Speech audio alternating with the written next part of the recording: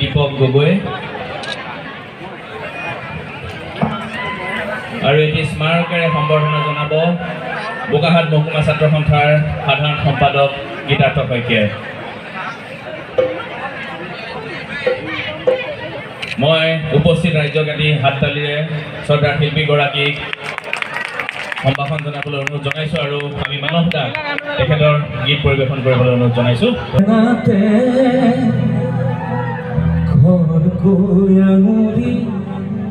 পাতে পাতে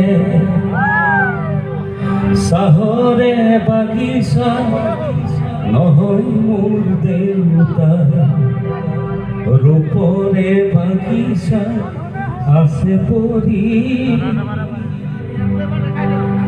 সেউজী গছতে ফুলৰ গুটি। যেতিয়া জ্যোতিপ্ৰসাদ আগৰৱালাই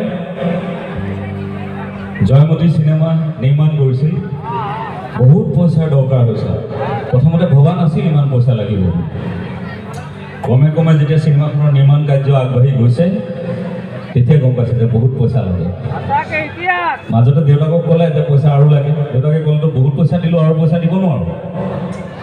তেতিয়া সেই চাহ বাগানৰ কলঘৰত বহি চাই আছে,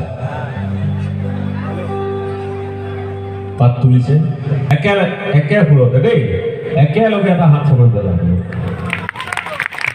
বিহুত গান গালেতো বজাই।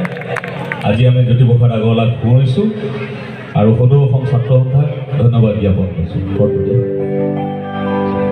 লাখো লাখ টকাৰে মোকে নাতে ভৰকৈ আঙুলি পাতে পাতে